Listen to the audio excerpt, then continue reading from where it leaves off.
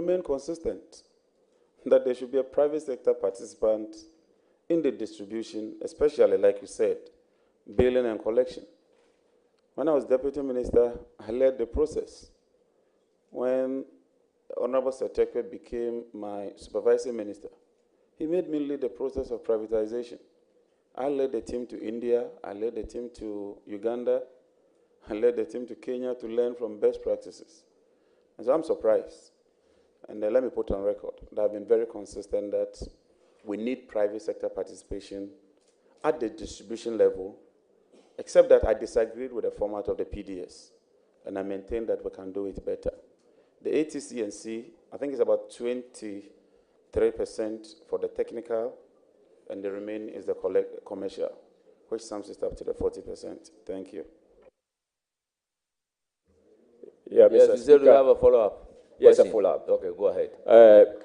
During transition, you were handed over with a KPMG report of the audit of the operations of ECG, and that report puts the figure at 37.7%. And if the committee will be guided, it is the product of the billing efficiency and the collection efficiency.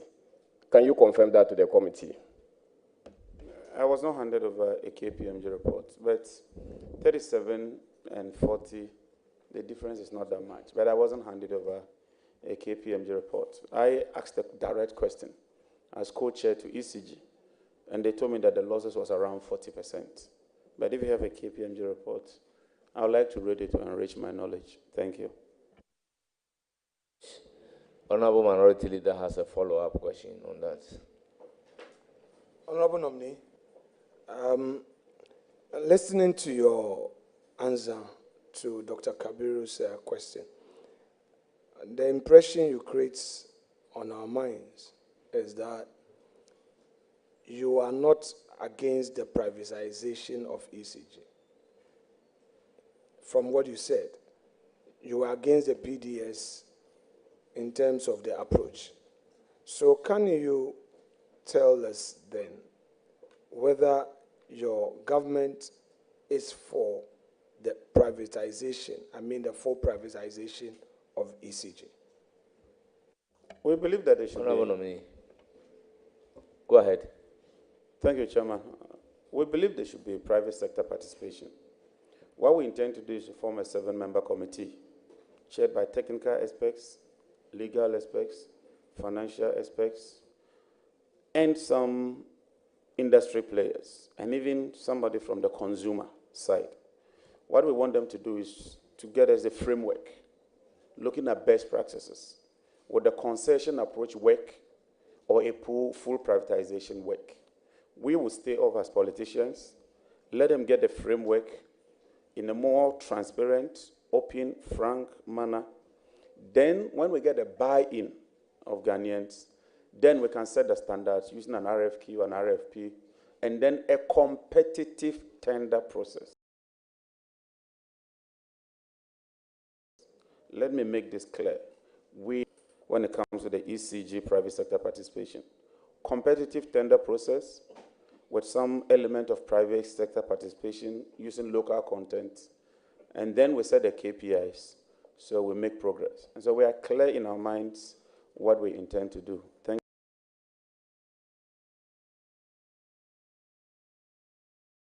you very much, Mr. Chairman. Thank you, too. He has a further follow-up question. Honorable Nominee, so can you let us know the time frame for this engagement?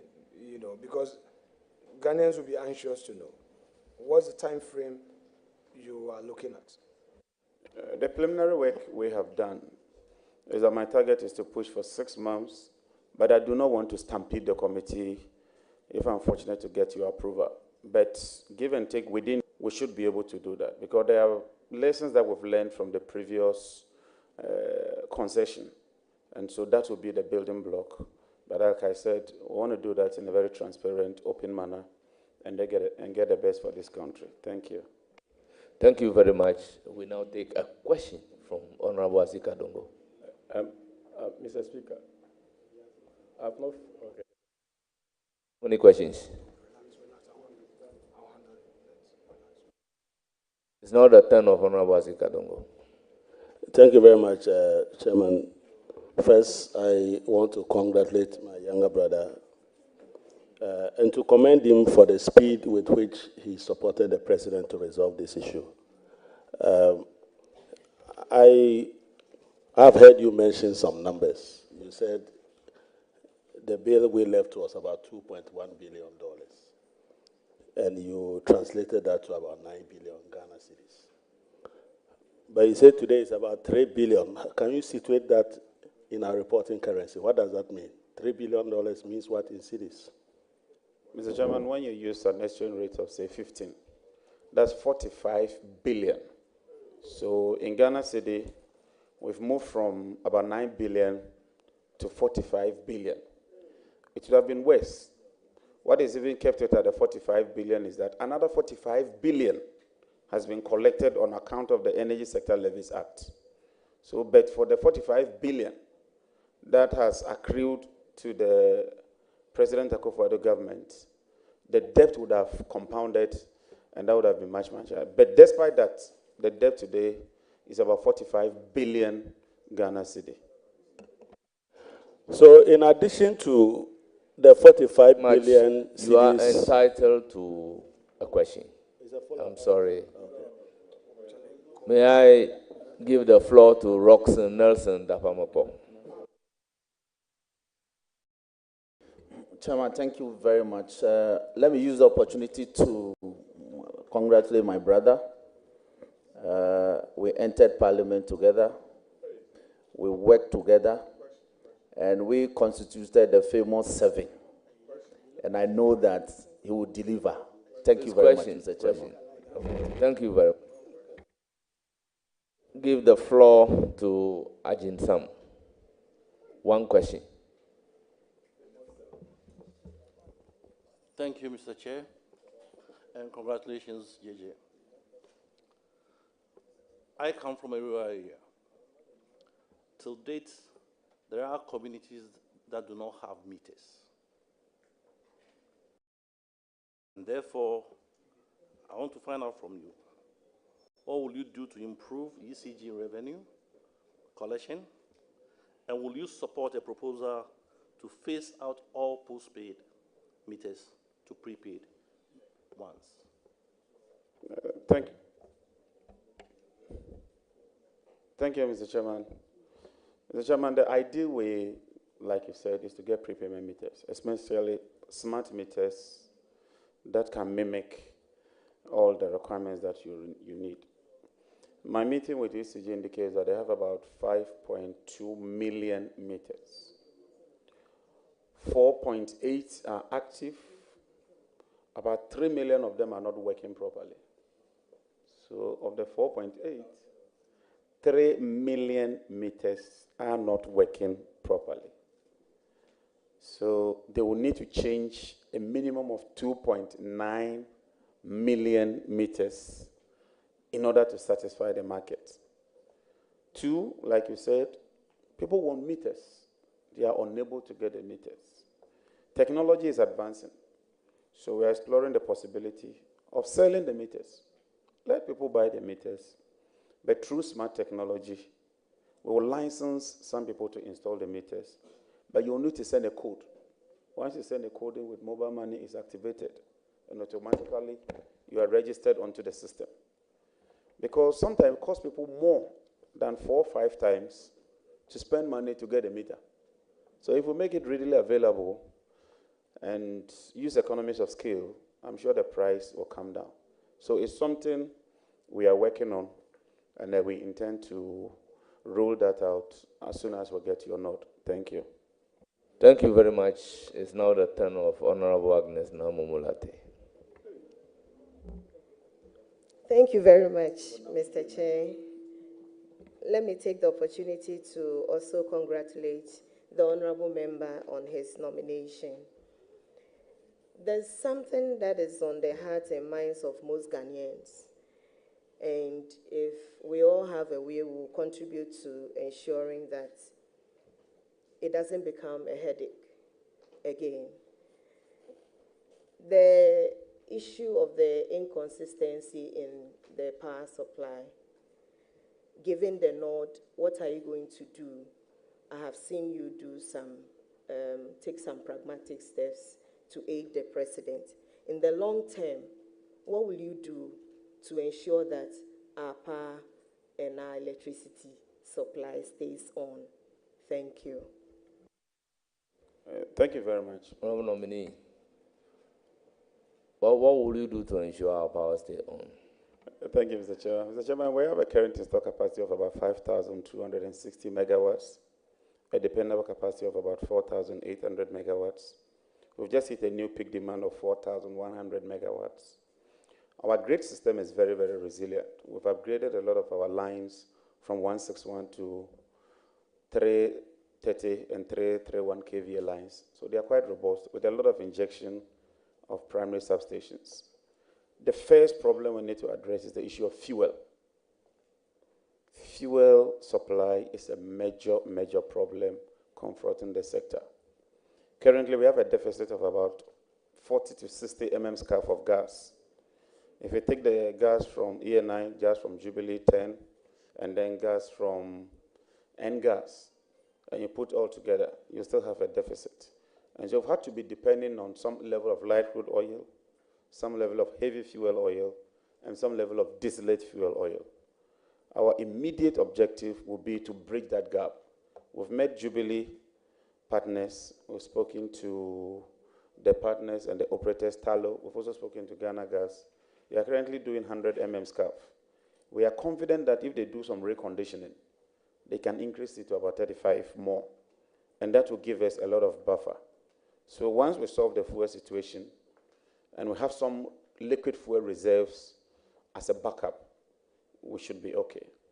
The next one will be to deal with the financial challenges.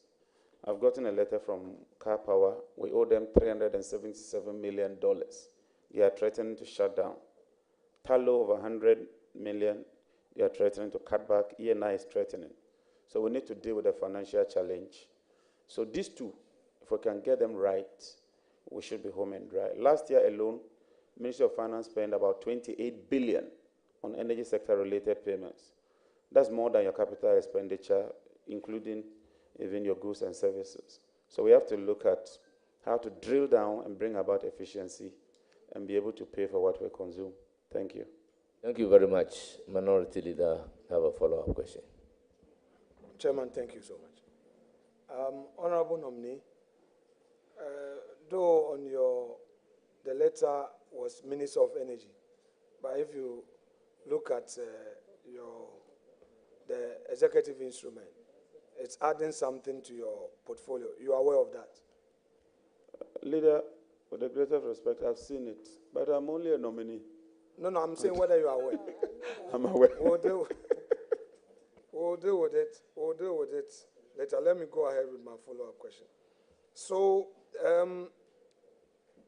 on the 7th of January, 2025, I am reliably informed that on the said date, the light crude oil Ascent Power was for a period of 23 days. Do you agree to that? Yes, Leader. Very well. If it was for 23 days, as you agree, then are you equally aware that GMPC, which has a contract with Stratcon for the supply of 12 million liters of HFO, is still supplying this to AXA? You are aware?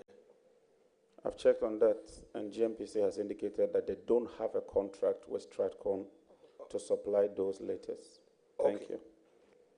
But do they take such supplies if they don't have such contract? Is there an arrangement where these supplies are delivered to them? I've done my checks, and I can tell you that based on my check, there's no such arrangement. Now, would you be surprised to hear that on the 6th of January, it's a follow-up on the 6th of January, they supplied 19,561 tons. I will not be surprised, and that's one of the issues I intend to investigate when you approve me. Okay. It's a subject matter for investigation. All right. Thank you. So have you become aware? No, leader, you know the rules. A follow-up question must not exceed a certain limit. Yeah, so I think if you wouldn't mind, I can give you the floor now to ask your questions. Chairman, you see, the nominee, in response to Honorable Momo Latte's question, had made certain pronouncements. I only was breaking it down because I didn't want to put all together. I know I have to act within the rules. So please indulge me, most respectfully, sir. Indulge me. I only wanted to break it down, else I could have put all together as a composite question. I didn't want to do that because there are specific deliveries on certain dates. So please, bear with me. Since you are aware that on the 6th of January, 19,561 tons worth of HFO was supplied. But your issue is that there was no contract, so it will be investigated. But that was supplied. No, I didn't say that, Mr. Chairman. I didn't say that. Okay, no problem. Now, on the 8th, would you be surprised to hear that on the 8th January, to 44,124 was also supplied? Mr. Chairman, with the greatest of respect, I need your guidance. Leader, I respect you. The leader is asking me whether I will be surprised to hear that fuel has been delivered. I thought he would have asked me a question. Okay, no problem. Let me put it differently. Have you become aware that on the 8th of January, 44,124 tons were supplied? Mr. Chairman, to answer this, on the 8th of January, this is official record, and I would respectfully make a copy available to the committee. And so the HFO issue you are talking of, on the 8th of January, Sen Power, light crude oil, 260,000, enough to cater for 23 days. Sinon Asogli, DFO, which is distillate fuel oil, 0. KTPP, distillate fuel oil, enough to cater for 1.5 days. Now the HFO. On the 8th of January, AXA, 440 meter cube, enough to cover for only 6 hours. So officially, I wasn't aware that some so-called 40,000 has been deposited. But let me be quick to say that the next day, I got to know that... I don't want to take back. Please, can you avoid the use of the word so-called? I mean, just not to... I'm sorry, cause Leader, controversy. I'm sorry. Thank you for the guidance. You know, you've done well so far. Leader, thank you. So on the 9th of January, I got information that some people were discharging some heavy fuel oil into the tanks at AXA. And already the Chief of Staff had tasked me to lead a technical team to avoid this looming challenge in respect of these shortages of fuel. And like I told you, on the 8th of January, we had only 6 hours. In fact, they said that taking even the minimum requirement, it could last for only 5 hours. When I heard of it, I inquired.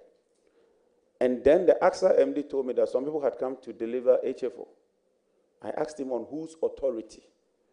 Leader, with the greatest of respect, I do not want to mention people's name here, and you know why.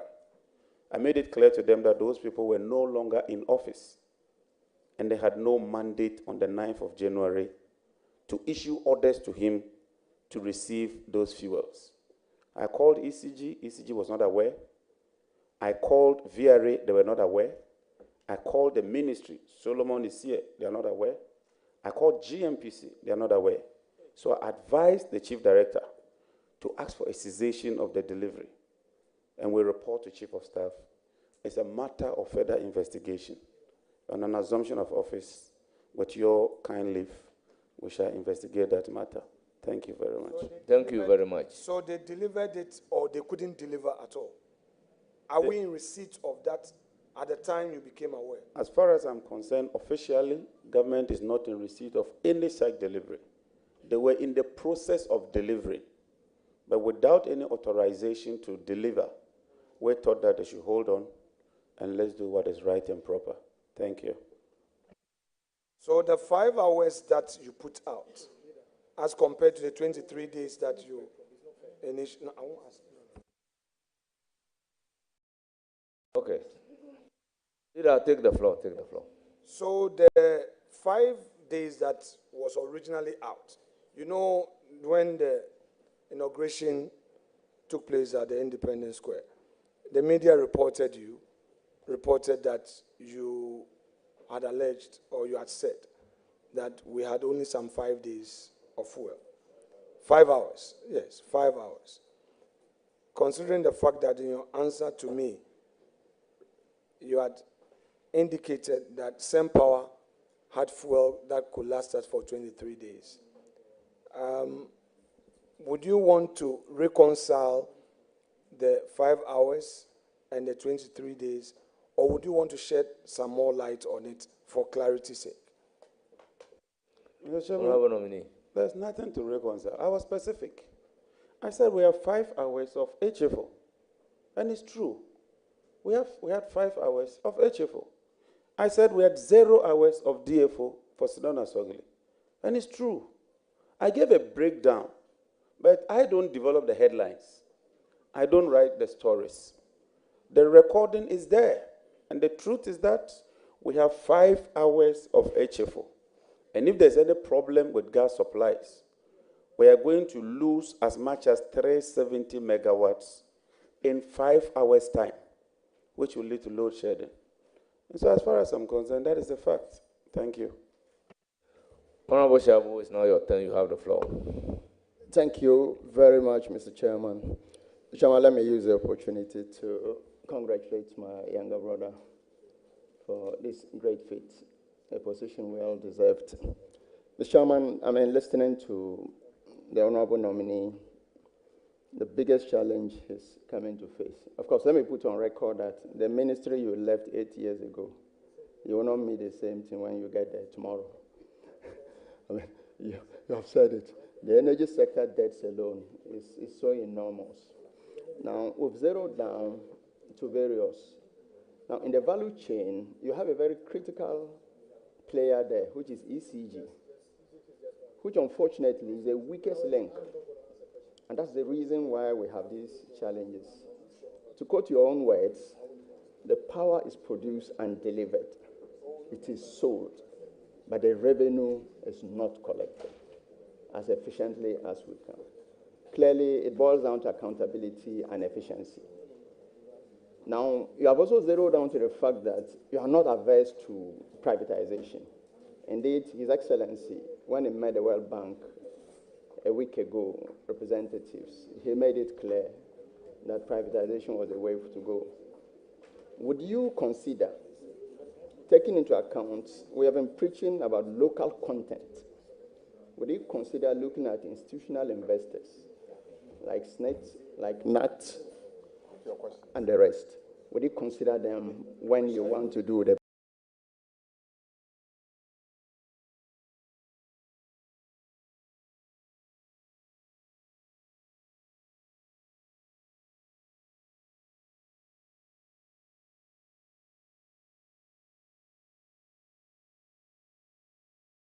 privatization?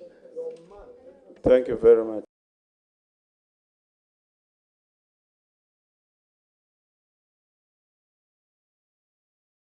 Mr. Chairman, most taking up shares and getting a technical competent company, even from outside, it means that there will be a lot of value retention.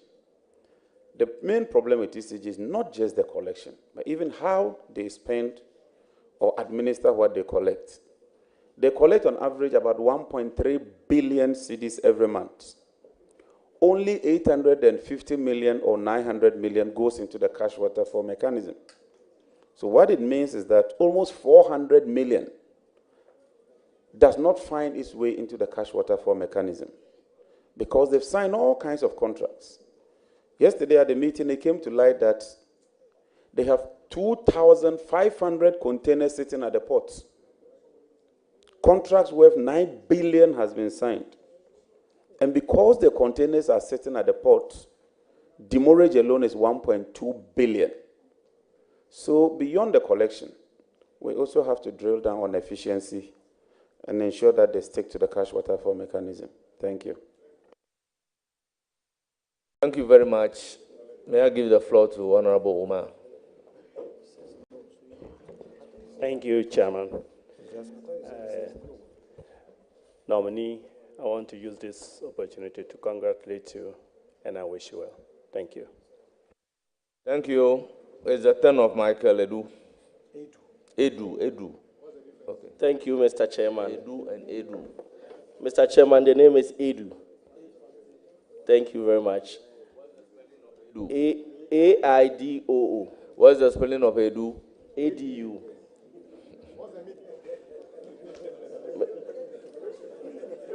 Thank you, Mr. Chairman. Go ahead with your question. Thank you. Honorable nominee, congratulations.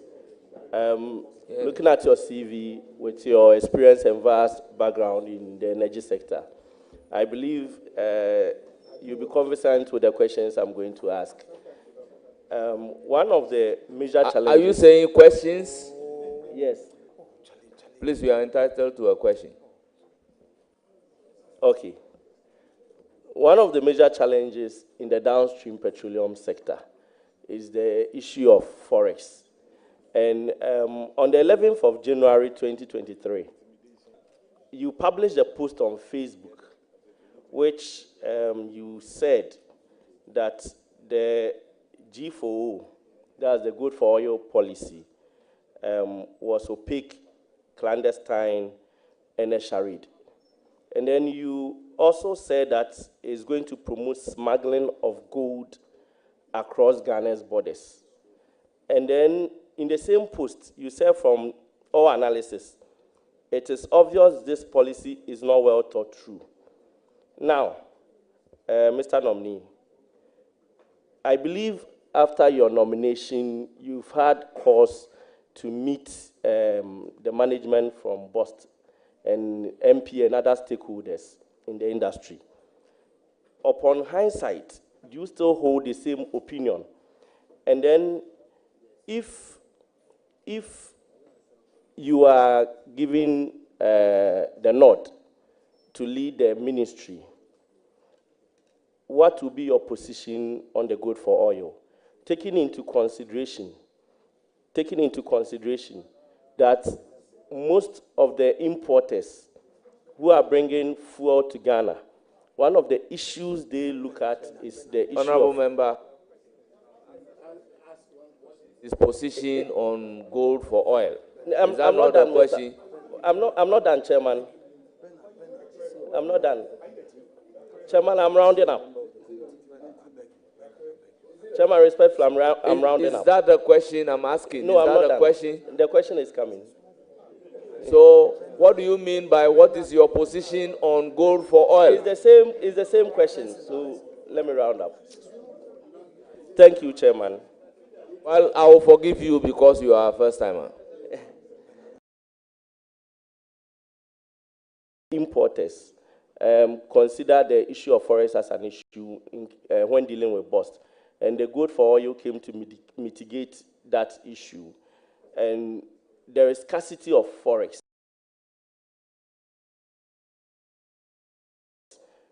And in a month, we need about 400 million USD.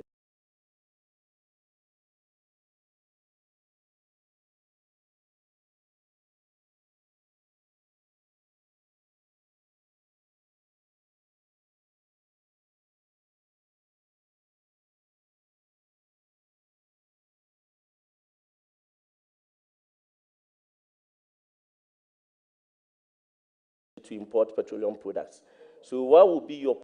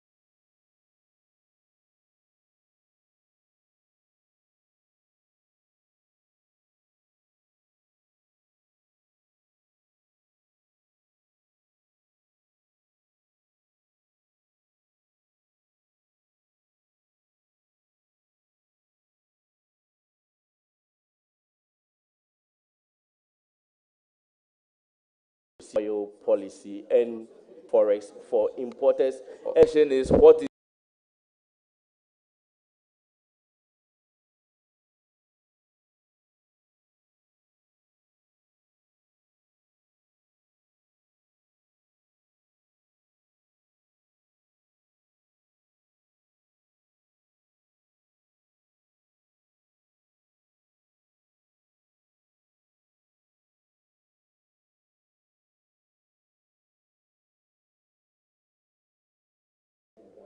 And during that process, I became unsatisfied relating to the energy sector, but that your capacity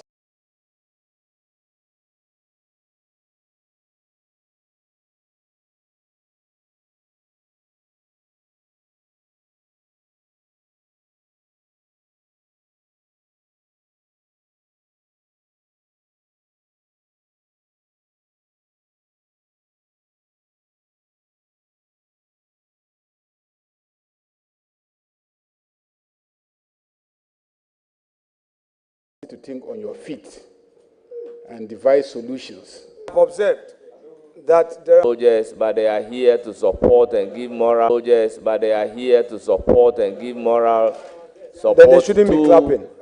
So it's Chairman, they shouldn't be doing that. So all you need to do is to inform them that here we don't clap, but Okay, we say here we don't clap. Here. No, they can't even say here because they are not part. They are not part of us. They are not. They cannot even say here. Honourable members, the word foot soldier should be expunged from the record. Can we make progress, honourable members? It's expunged from the record with the apology from the chair. Thank you very much. Can we have some order? Order. Let's have order. It's now the turn of Honorable Charles Forson. Charles Forson, you have the floor. Mr. Chair. What? You finish. I thought you finished. Well, may you continue. Please conclude. So, on the basis of my observations, I have no questions for you because I know you will answer all the questions satisfactorily. I can only wish you well and assure you of the support of this House. And I believe that you definitely will make a mark in the energy sector of Ghana. Thank you.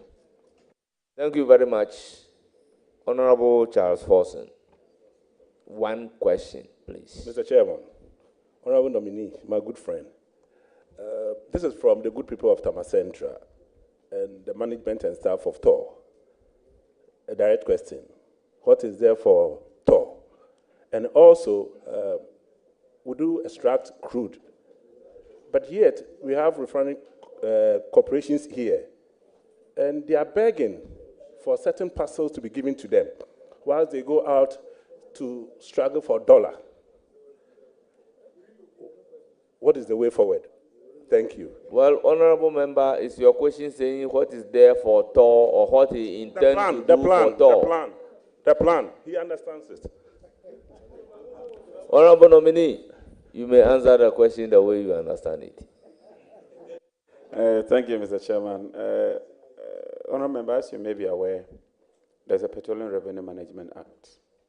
And when you take crude within a stipulated period of time, you have to pay the money into the Petroleum Holding Fund. So for a refinery to take that refinery must satisfy that condition. TOR is a hydra-headed problem. It's a 45,000 barrel capacity refinery. The norm is that these days people are moving to huge refineries. If you take Gamnaja, it's I think 1.2 million.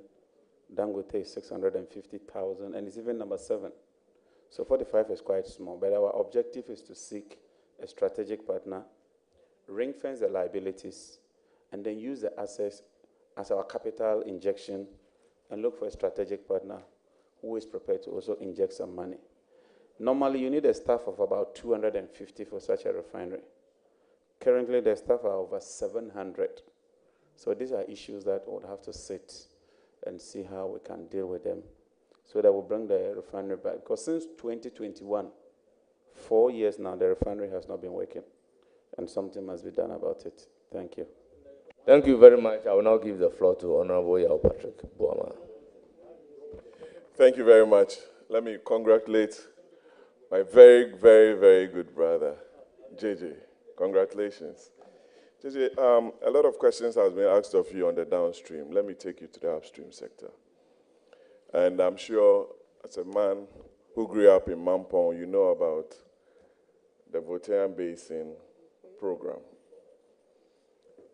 I know you've been briefed by the ministry and officials from GMPC about the program around Mampong Agogo area.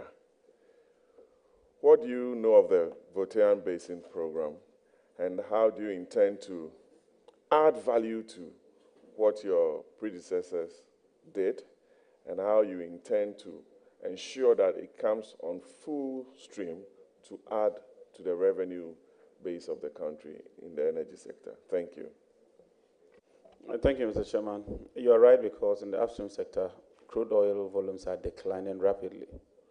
From a peak of 71 million barrels in 2019, 2023, we did only 48 million. So there's a sharp decline of 32%. And if nothing is done, the upstream sector will collapse. In the Voltairean Basin, I'm told they shot or shoot some 2D seismic data. I'm also told that they've done some parcels of allocation, which ought to come to Parliament. I intend that we'll review that immediately, within days or weeks. If I get your nod and I'm sworn in. If we review them and we find those agreements satisfactory, we'll immediately come to Parliament. We should relook at 919. All our neighbors, their current and participating interest is 10%. And as we move through the energy transition, you must quickly tap your stranded assets. So we will do a stakeholder engagement and get a buy-in of Ghanaians and incentivize the upstream players to invest, because it's very expensive. And that is something that we intend to pursue aggressively, even as we go through the energy transition. Thank you.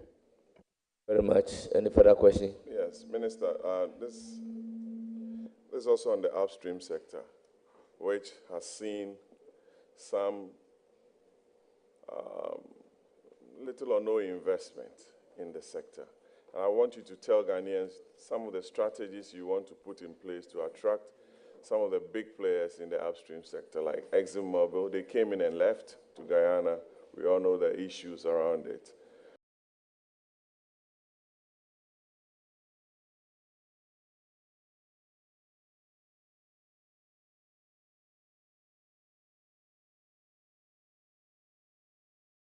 So what are some of the steps that your good self will be putting in place? You just mentioned that you are going to Dubai to meet with Letasco. And we want to find out what strategies you are going to put in place to attract some of the big players, since investment in that sector has gone down a bit. Thank you. Thank you. So first is the incentives. We have a standard incentives for all the fields. That cannot work, because you have deep water, you have ultra deep, and you have shallow water. It's more expensive and technologically demanding to do deep water. So the incentives for deep water should be different from that for shallow water. Then the acreage, the size.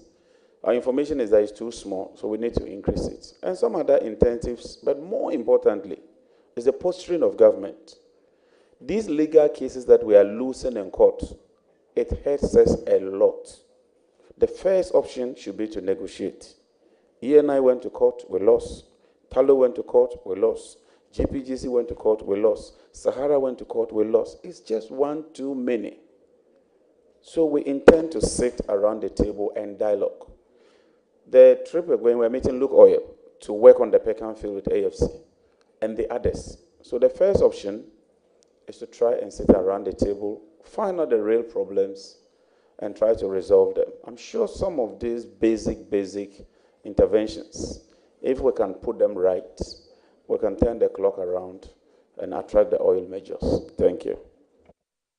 Thank you very much. JJ, Any further question? Yes, fine. But before then, little or no investment on part of government of the Republic of Ghana. Is that the understanding? No. Chairman.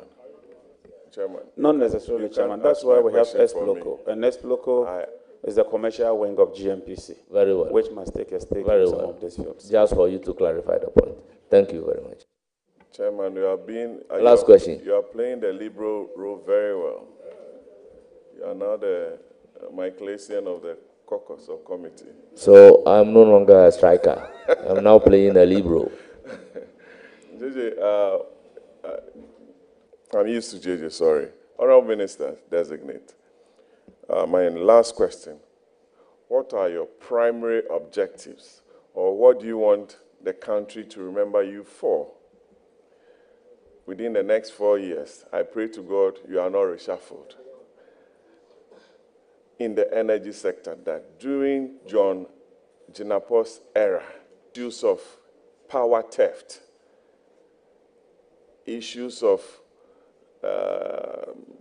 transmission losses, no meter, arbitration issues in the power sector. What do you want Ghanaians to remember you for within the next 4 years as one of the youngest ministers of energy in the Republic of Ghana? I wish you the very best, my good friend. Thank you. Thank you for the convoluted question. Mr. Chairman, I must admit that it's a very difficult job. And as I get a briefing every day, I'm reminded that I'm stepping into a very, very difficult job. I want to be remembered as a young minister who insists on discipline. And I tell you, I will insist on discipline. I know we'll step on some toes, but we'll step on those toes gently. More importantly, honesty. And then I want to approach this work with integrity, hard work, but with humility. My best. I know it's difficult.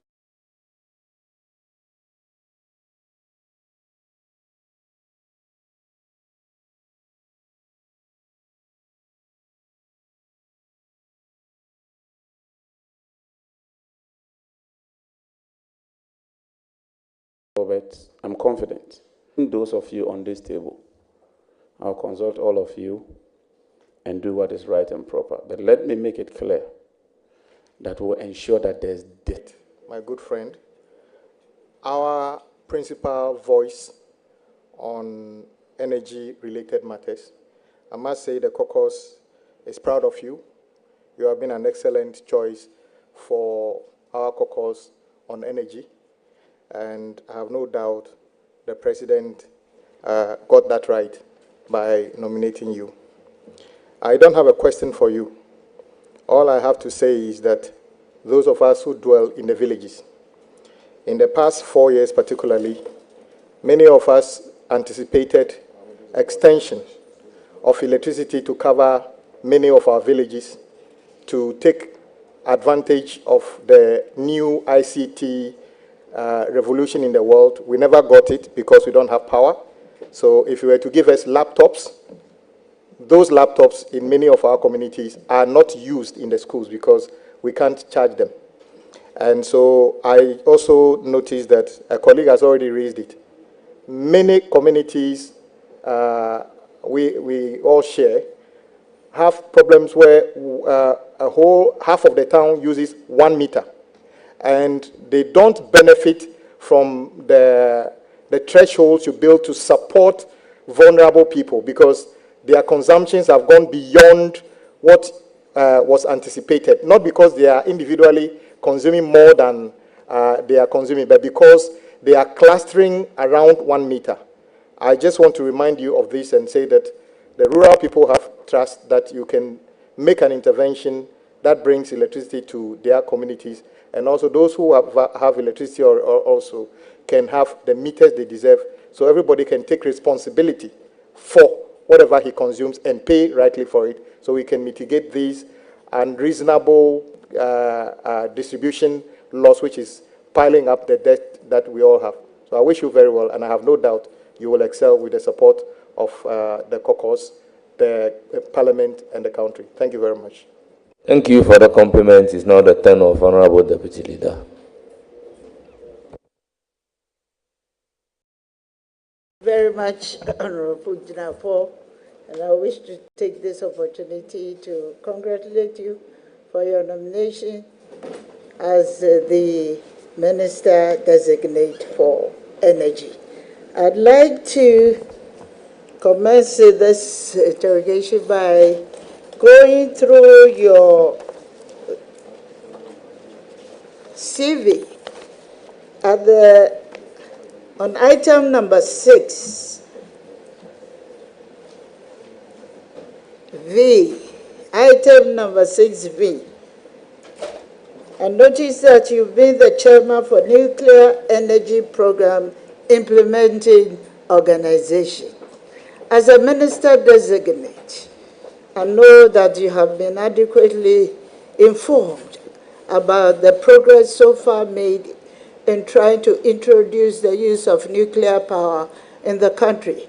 If you don't mind, if you can apprise us as other people in the country are listening to you of where we are with the promotion of the use of nuclear power and what will be your commitment to ensure that the future in the next 4 years will be commencing the implementation of the nuclear power. Thank you.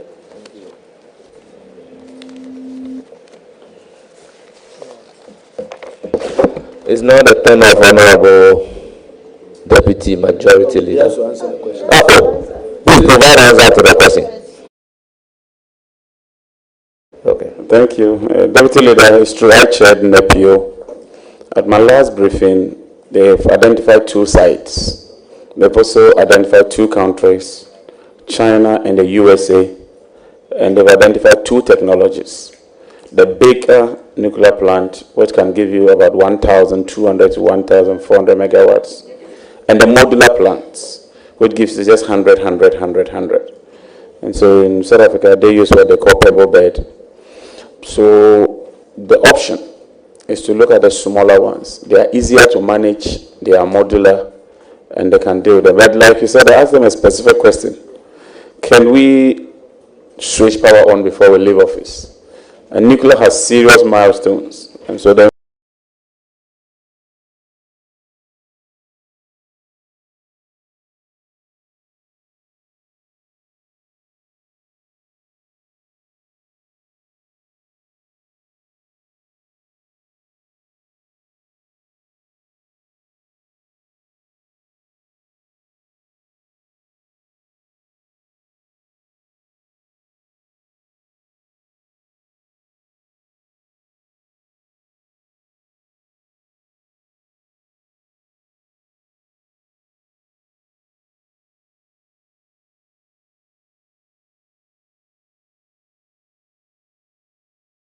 the information I have is that the earliest we can get power from nuclear is 6 years. That is, even if we tick all the boxes which are on our table, except that our approach is different.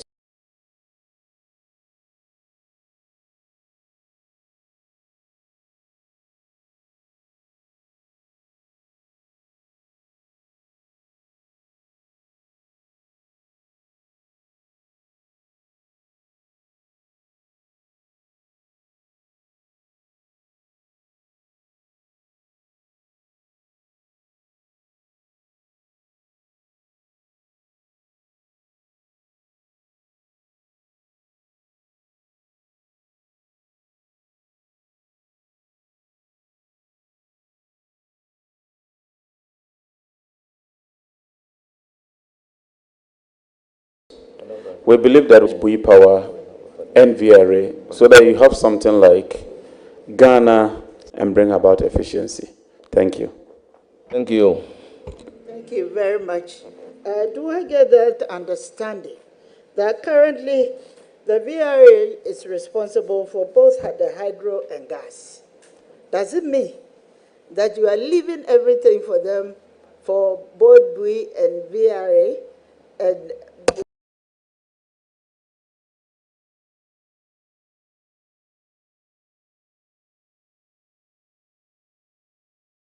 will be operating alongside if you are having just one company as an energy. Thank you. Consolidate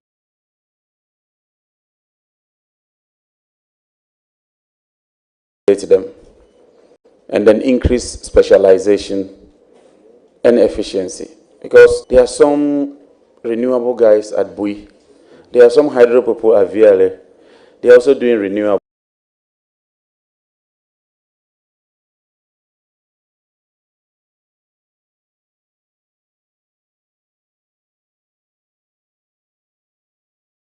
Hydro, bring all the hydro technicians under one, so that procurements and all that, they can reduce losses and increase efficiency. The same with thermal plants, but then it's the same company that gets the receivables. About efficiency and net gain. Thank you. Very much. Any further question or? One further question I have just one further question, which is of interest. How do you intend to ensure that energy prices remain affordable for the average Ghanaian? Thank you. Thank you very much. The first requirement for this sector is the anchoring of the currency. A lot of the receivables, a lot of the expenditure is dollar denominated. So the economic section, that is i.e. Ministry of Finance and the Bank of Ghana, would have to work very hard to anchor the currency. Because ECG alone has a forex loss of 1.5 billion. Somebody has to pay for that. So we have to ensure that we anchor the currency. Then on our side, from the technical side, we have to ensure that we bring about efficiency. Because if you increase the collections, then there will be no need to increase tariffs, because there will be more in the pot. So it has to be a two-pronged approach. The economic side has to anchor the currency, and then from where we are, we have to improve efficiency, consume more gas, reduce the losses, and increase the resilience of the grid. When you do that, you make a lot of savings, and as you make the savings, you can pass it on to consumers. Thank you. Thank you very much. Thank you. Congratulations in advance. Thank you. Honorable Leader has one supplementary question. Yes, Honorable Nominee, this is not really a question. You had made a point earlier that ENI Vitol dispute, Ghana lost the case. I just wanted to get a clarification whether perhaps you slipped or I didn't hear you correctly. Because I know for a fact that in that international arbitration, the tribunal dismissed the 950 million claim against GMPC and Ghana. So I just wanted, for the records, maybe I didn't hear you right in your earlier response. Actually, so man, ENI went for two reliefs. There was an order of unitization from government. ENI went to the Court of Arbitration that government did not follow due process. Two, ENI then asked for compensation in terms of monetary compensation. So the first issue of government issuing that directive, the Court of Arbitration agreed with ENI and disagreed with government. So that directive, which is the substantive issue, as far as I'm concerned, ENI had its way, is the next leg, which is to say compensate me, that the Court of Arbitration thought that there was no need to compensate them. But the substantive issue of the directive, the Court of Arbitration, well, and we are waiting for the results of the appraisal to determine the way forward. Thank you. Thank you very much. You are bringing out an important matter. Are you saying that in the issue one, where the Court of Arbitration, the tribunal agreed with the issue raised by ENI, it resulted in any financial loss to the state? Or it resulted in any... No, Honorable Minority Leader, The nominee never said that. No, wait. He Chairman. explained Chairman, let me put the two legs of Chairman, the decision. Chairman, wait. The public is listening and watching, so I just want us to have clarity. According to you, the compensation bid, their claim was dismissed, which is a matter of public record. But then you are also telling us that there was an issue as to decisions that government had taken and whether or not those decisions were right. You are saying that their question on those decisions was upheld by the tribunal. My question then to you is this.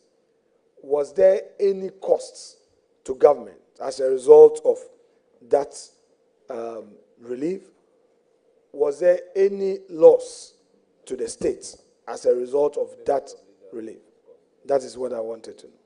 So in simple terms, the only loss would be that the state was directed to make some payments in respect of legal matters. So, for instance, if you go to court, the cost of arbitration, the cost for legal services, the state was directed to pay that. Whether that is cost or not, I'll leave it for you, the lawyers. But I'm saying that this is what the court decided. I don't want to put interpretation on whether those payments constitute costs or not, because I'm not a lawyer and I do not want to step into that arena. Thank you. Honorable nominee, I will land on this very important point. You see, we are talking about a ruling of a tribunal, a judgment, the outcome of a case. I don't want us to be rhetorical about it or be hypothetical or whatever. What is a fact remains a fact. Was there any order made against government in that arbitration? And if so, and you have reference to that, can you tell us exactly the orders that were made against the government of Ghana in GMPC? Respectfully, sir. Thank you, Mr. Chairman. Honorable nominee. Thank you. So, government of Ghana issued an order that two parties unitize. So let's put it in single terms. It says that male and female marry. That's the order from the father. Then one party goes to court and says that no, government is wrong. You can't just ask us to marry. You are jumping the gun. And arbitration upheld that and says the government was wrong in asking the two parties to marry or unitize. That's all. It's as simple as that. Thank you very much. It's now the... Chairman, please, let me read. Honorable, question. I'm giving Honorable Leader. Chairman, please, this is a legal taking matter. your words. Yes, that I'm not asking you have a question. asked Chairman, it's not the a question. last question. Yes, I have. Chairman, please, it's for all of us. Please. Yes, it's for all of us. Colleagues, let's get this. I would read. Where are you even reading from in the first place? Chairman, with respect, I'll provide you. Where are you reading from? Chairman, I'm reading from the website of, yes, I know. I am reading from the website of City FM, which so website that is hosting. is your authentic source from which you can pick a judgment. Wait, it is hosting the ruling. Website hosts the ruling, and it's quoting the full ruling. It's not their write-up. I just want to read out. The tribunal denied the claimant, ENI and Vitor, their monetary damages, which initially stood at $7 billion, but were later reduced to $950 million plus interest by the end of the proceedings. The tribunal dismissed all claims against GMPC entirely.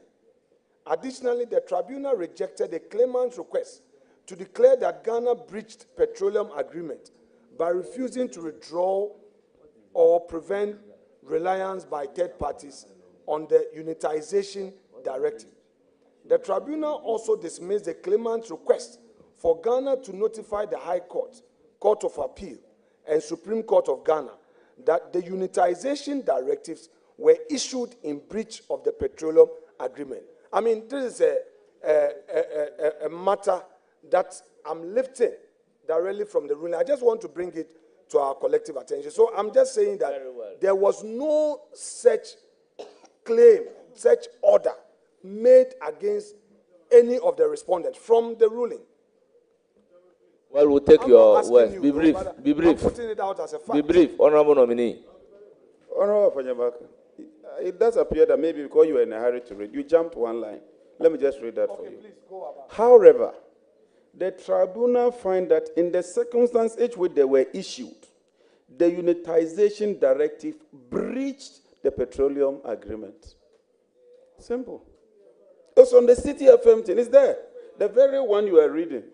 It's there. I didn't say it. Colleague, I will not want to, which is a legal matter. The last So I will do. for you. No. The last I will do is to trade my profession. I will not. I will not. I am reading up to the end.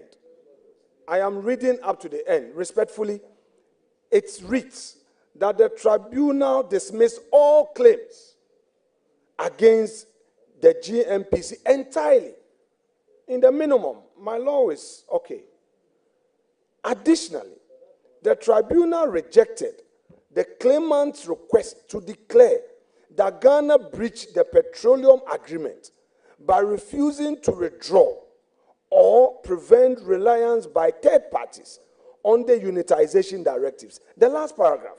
And I'm not running away from any paragraph. I wouldn't want to put my reputation on the line on this.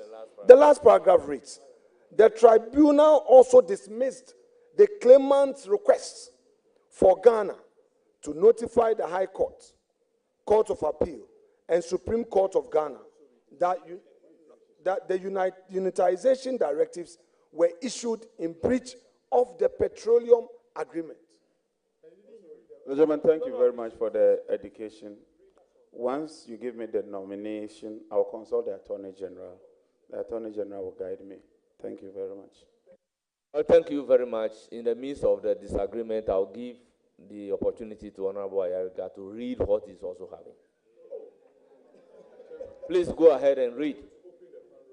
No, it's not about opening the Pandora's box. Why? He's read something he claims to be the outcome of the litigation. This is the report.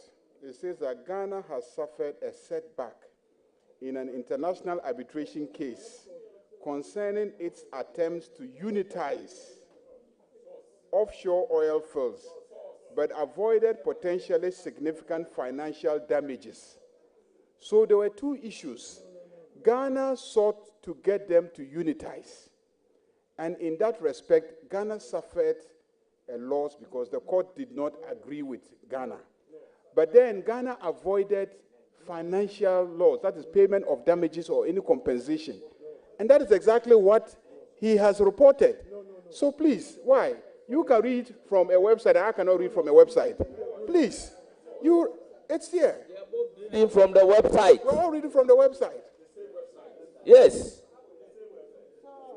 It's here. You can So, honorable members, I'm giving it to you. Take it. we can Take allow it. the If contradictions you have any doubts, just you can take it and read it. in the publications at the website to.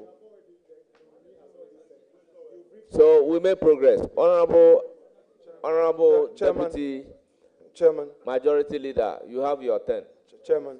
Minority Leader, Chairman, I plead Chairman, with you yes, with all Chairman, due I'm respect. pleading with Let you. us not argue Chairman, the Chairman, I veracity will or not- other words of the various publications Chairman, that you are relying upon. Chairman, So, Chairman, please oblige me. Honorable Chairman, Leader, Chairman, let us be please, guided Chairman, by I the will. provisions of the Constitution in Chairman. Article 78 and Chairman. 94. I beg you. Chairman. I've given the floor to Chairman. Honorable Deputy Leader. Chairman. Honorable Minority Leader, I have given the floor to Honorable Deputy Chairman. Majority Leader. Chairman. I may come back to you. So please, Chairman, please, let I me may get come that. back to you. Okay, Chairman. I may come back Chairman, to you. Chairman, Please. with that said, I will rest my case Yes. to allow So, Honorable we Amabua. come back and deal with this Amabua. matter. Thank you.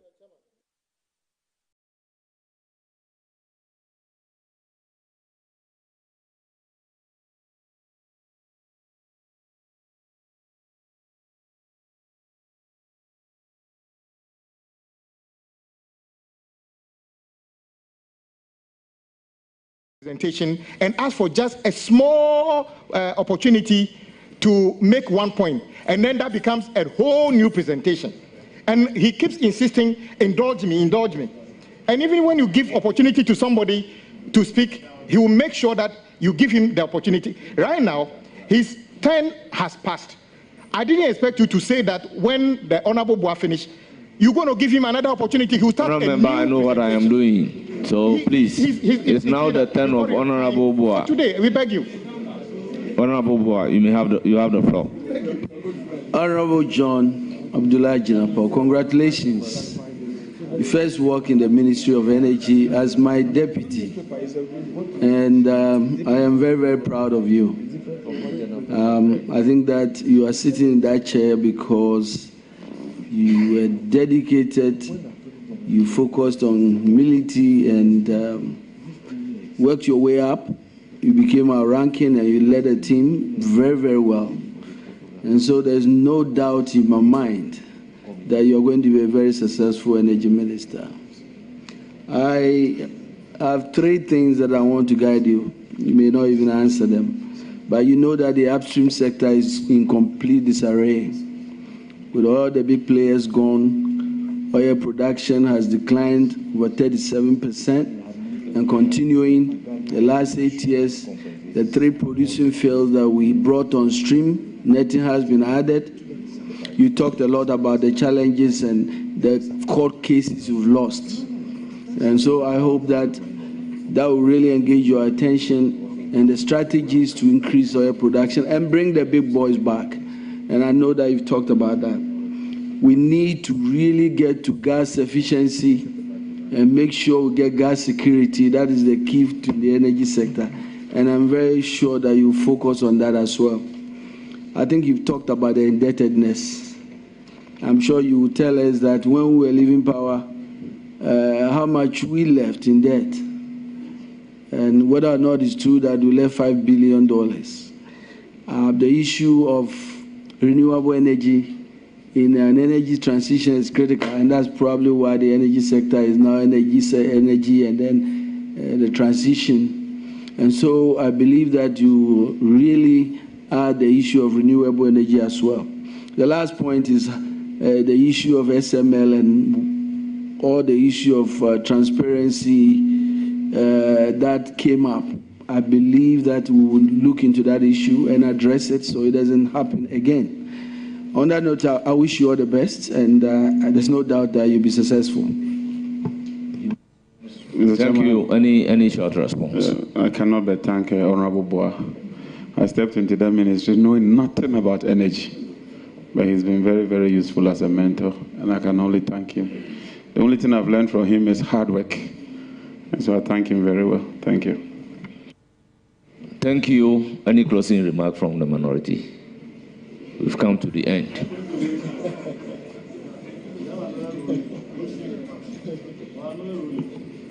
Chairman, we experience ups and downs. We experience ups and downs in this. I believe that the matter that came up, we would have another opportunity to discuss it on the floor. And I would also want to plead with colleagues that if you didn't get opportunity to raise any issue by way of question, the next stage of this pre-approval process would be the debate on the report of the committee. So you would have the opportunity to raise all other issues for Hansard to capture your views. On that note, Chairman, I would want to thank you for indulging us on these 2 nominees, and we see what next to be done. Thank you so much indeed, Chair. Thank you very much, Minority Leader. Let me use the opportunity to sincerely thank the nominee for attending upon the committee and providing answers to questions posed, and to say that, Honorable Minister Designate, you will surely hear from the committee. Thank you very much. Thank you, Mr. Chairman. I'm most grateful. Well, then you are discharged. We then acknowledge them already. No, wait before, don't call him.